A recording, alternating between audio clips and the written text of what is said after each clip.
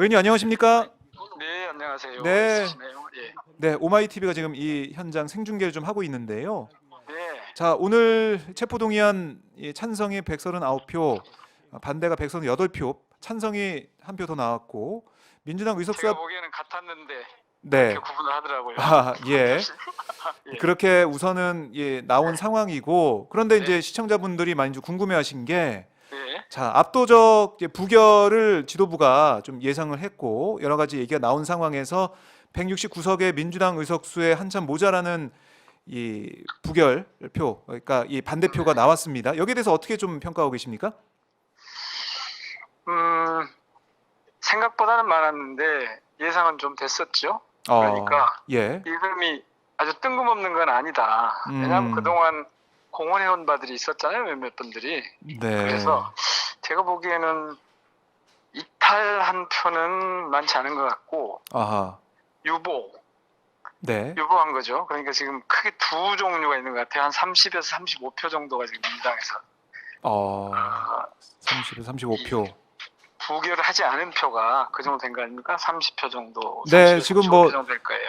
160, 그런데 예, 구석에서, 네, 예, 169석에서 네, 지금 139석 130, 9표가 나왔으니까 네, 100, 30표가 음, 이제 이탈한 걸로 보이는데 네, 사실 무소속이나 이런 쪽에서도 부결 쪽에 던진 분들이 있을 거기 때문에 그렇죠. 30석보다는 좀 더 많을 수 있죠. 한 아하, 35석까지 갈 수 있어요, 최대. 네, 자, 그런데 그거 정도는 저 같은 경우는 당초 조금 그런 그 흐름이 있을 거다 예, 예상은 했었는데요. 예상보다는 좀 컸습니다. 근데 여기에 음, 지금 두 종류가 있는 것 같아요. 네, 한쪽은 한 부류는 명백하게 민주당 정체성에서 멀어진 경우.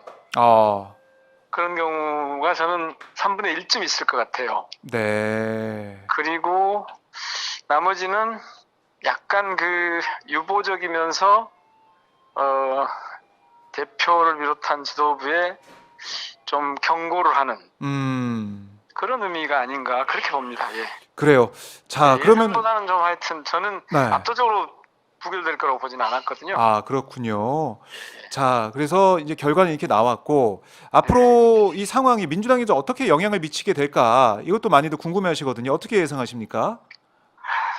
우선 당장은 이제 검찰에서 다시 이걸 시도하지 않을까라는 어, 그 전망이 있잖아요. 네, 지난번에 이제 용산에서 대통령실에서 한 번으로 끝나지 않을 거라는 얘기를 했으니까 음, 그때 그러면 과연 가결이 될 수 있을 것이냐? 네, 저는 그렇게는 안 될 거라고 봅니다. 아, 물론 지금 다시, 당장 음, 단호하게 예측하기는 어렵지만 네, 왜냐하면 그러려면 지금보다 최소한 10석 이상을 안정적으로 확보를 해야 되거든요. 아, 가결에 예, 10석 이상이 더 확보가 돼야 되는데 네, 지금 저는 갈 수 있는 데까지는 거의 다 갔다고 봅니다. 음, 따라서 또 이게 이런 상황이 온다고 해서 네, 곧바로 가결로 가기는 쉽지 않을 것 같고 음, 특히 이제 이번에 이걸 보고 당 내에서 오히려 약간 반사적인 결집 같은 게 이루어질 수 있거든요. 예, 왜냐하면 지지자들이 되게 이것에 대해서 반발을 세게 할 거니까요. 음, 오히려 약간 반사적인 결집 같은 게 이루어질 수 있거든요.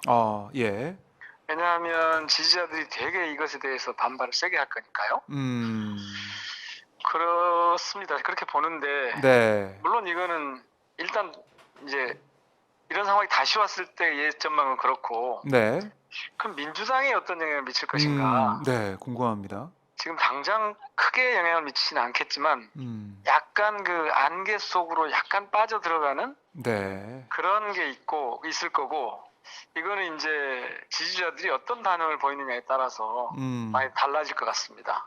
아, 왜냐하면 제의자들에게 달려있다. 지금은 예, 정치의 이른바 양극화 혹은 양당 중심으로 돌아가는 이게 상당히 세져 있고 네, 최근에 그 정당 지지율을 보면 민주당이 조금 더 높게 나오거든요. 네, 그랬을 때 민주당 지지자들이 이번에 이탈한 사람들을 향해서 세게 이 나무라기 시작하면 음, 앞서 말씀드린 것처럼 오히려 결집 효과가 있을 수 있기 때문에 네, 당이 지금 당장 뭐 크게 구조적인 변화가 오고 이럴 것 같지는 않습니다. 제가 볼 때는. 그래요. 자, 이제 검찰에서 다시 뭐 영장을 청구하게 된다면 그래도 이게 반사적인 또 영향도 있을 거라고 생각을 하시고 말씀을 하셨는데 네. 지금 검찰이 해도해도 너무한다. 이런 분위기, 이런 민심도 있는 거 아니겠습니까? 그것 때문에 네. 말씀드린 것처럼 음, 가결로 가는 방향보다는 아하. 오히려 당내 결집 효과가 있을 수 있다. 저는 그렇게 봅니다. 왜냐하면 위기의식이 커질 것이기 때문에 네.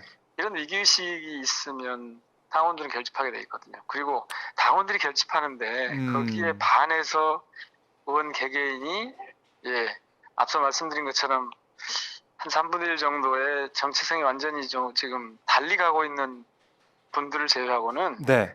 오히려 그 두 번째 부류 한번 이렇게 유보. 유보하거나 봤던 이렇게 그냥 눈치를 좀 봤던 이런 분들은 네. 다시 돌아오지 않을까요? 저는 그렇게 봅니다. 그렇게 보시는군요. 자, 그리고 지금 전화상으로 왜냐하면 이미 네. 이 투표에 들어가기 전에 소문이 돌았거든요.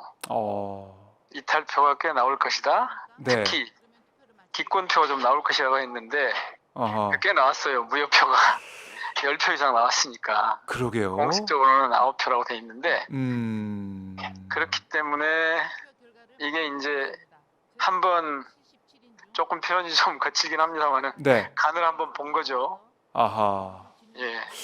자, 그래서 어쨌든 저희 이제 시청자분들이나 지지자분들 사이에서는 좀 충격적이다 이런 생각하실 분도 계실 것 같고 그렇습니다. 아무래도 충격적이다는 예. 압도적으로 부결될 것이라고 봤던 분들이 예상하는 건데 그렇죠. 실제로 당내 앞서 말씀드린 것처럼 그런 두 부류가 있기 때문에 네. 이 부류가 조금 더 활성화될 거냐 아니면 아하. 이제 좀 축소될 거냐 이런 거잖아요. 예. 저는 활성화되기 쉽지 않다고 보고 따라서 이런 시도를 검찰에서 또 한다고 하더라도 가결로 가는 일은 저는 없을 거라고 봅니다.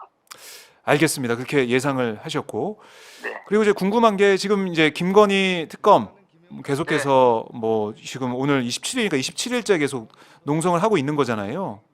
했죠. 그런데 오늘 좀 변화가 있었죠. 네. 크게 두 가지 변화가 있었는데요. 네, 설명 좀 해주시죠. 네. 하나는 여기 지금 이 로텐도홀 네. 지금 본회의장 앞에 있는 이 공간에서 즉 실내에서 하다가 본관 실내에서 하다가 오늘 아침에 밖으로 옮겼습니다. 네. 그래서 낮에 이제 기자회견을 했죠. 네. 기자회견을 해서 그러니까 장소를 이동해서 이 농성을 좀 더 강하게 진행하는 이런 변화가 하나 있었고 또 하나는 네.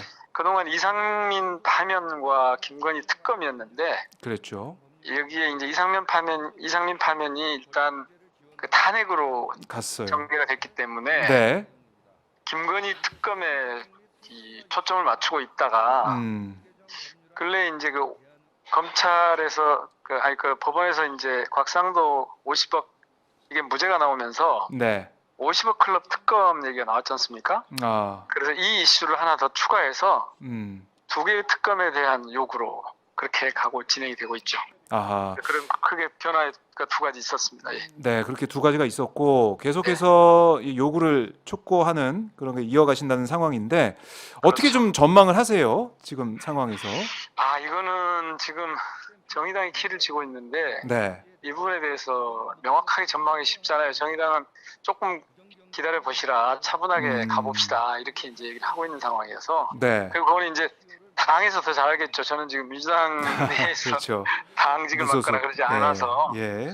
객관적으로는 볼 수 있을지 모르는데 오히려 지금 당내 분위기나 민주당과 정의당의 협상 내지는 물밑 그런 교감이 어떻게 이루어지고 있는지 이거는 제가 좀 알기가 좀 어렵죠. 네. 그러나 이제 개별적으로 이렇게 보면 본회의장에서 이제 제가 마침 무소속이니까 그쪽 옆에 이제 정의당 분들이 많이 계시고 그래서 이렇게 한 번씩 여쭤보면 조금 차분하게 가려고 하는 것 같습니다. 그래서 당장 무슨 결판이 날 것 같지는 않습니다. 그래요. 자, 이제 민심을 보면 이제 오마이뉴스가 창간 23주년 기념으로 그 여론조사를 해봤더니 김건희 특검이 60% 그러니까 10명 중에 6명이 특검해야 된다라고 답을 했거든요. 네, 민심은 거죠, 민심은 뜨거워요. 계속 뜨거운 게 유지가 되고 있는데 국회에서 50억 이게 클럽 특검도 혹시 50억 클럽 특검도 들으셨습니까? 네네 예. 거기는 어떻게 나왔습니까? 70%가 넘게 나왔습니다. 그렇죠. 네. 그런 것 같습니다. 그러니까 그 법원의 판결이 너무 엉뚱해가지고 네. 지금 두 이슈 다 그렇게 뜨거워져 있고 그래서 저희들도 이제 농성장 옮기면서 네. 50억 클럽 특검을 같이 요구하는 쪽으로 그렇게 전환한 거죠. 예. 그래요. 자, 이 정의당이 키를 쥐고 있고 민심은 뜨거워져 있다. 이렇게 해서 정리를 해볼 수가 있고요. 저희 시청자분들이 지금 많이 좀 함께하고 계신데요. 끝으로 못다 하신 말씀이나 아니면은 시청자분들께 꼭 이 말씀은 좀 드려야겠다 한 게 있으면 한 말씀 부탁드립니다. 정치가 되게 소용돌이치는 상황이 있는데요. 어떤 경우에는 그것이 큰 배경과 흐름 속에서 가는 경우가 있고 네. 어떤 경우에는 이게 부분적으로 움직이는 경우가 있죠. 이 체포동의안 같은 게 후자라면 그 지금 윤석열 정권 그러니까 검사 독재 정권이라고 불리는 이 정권에 대한 이 비판 그리고 거기서 구체적으로 나오는 김건희 특검 요구나 50억 클럽 특검 요구는 큰 어떤 우리 사회 흐름 속에서 나오는 것이기 때문에 우리가 실질적으로 민주공화국의 기본을 이렇게 유지해 가는 방향이 무엇인지 민주주의를 지켜가는 방향이 무엇인지 그리고 이 정치가 제대로 풀려야만 민생도 제대로 풀린다 이런 관점에서 이 사안을 보고 판단하고 응원하고 비판하고 하셨으면 좋겠어요. 예, 그러니까 개별 사안들 하나하나를 놓고 즉자적으로 이렇게 반응할 게 아니라 전체적으로 큰 흐름을 그러면 지금 보면 정확하게 정세는 그렇게 돼 있잖아요. 네.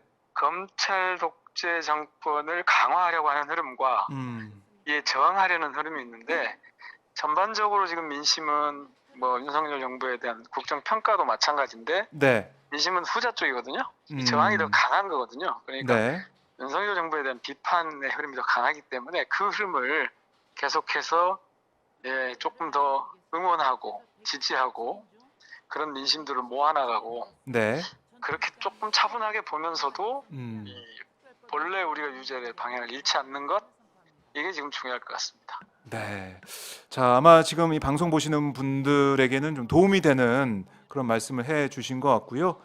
자, 이제 민영배 의원과 말씀을 나눠봤고 저희가 또 직접 스튜디오에 모셔가지고 말씀 들어보는 시간도 갖도록 하겠습니다, 의원님. 예, 저는 지금 표결하러 다시 들어가겠습니다. 아, 예. 네, 본회의 중이니까. 예. 제가 설명하고 있는데 나왔어요. 예. 네. 아유, 의원님 말씀 잘 들었습니다. 예, 고맙습니다. 네. 네, 지금까지 민영배 무소속 의원과 말씀을 나눠봤습니다.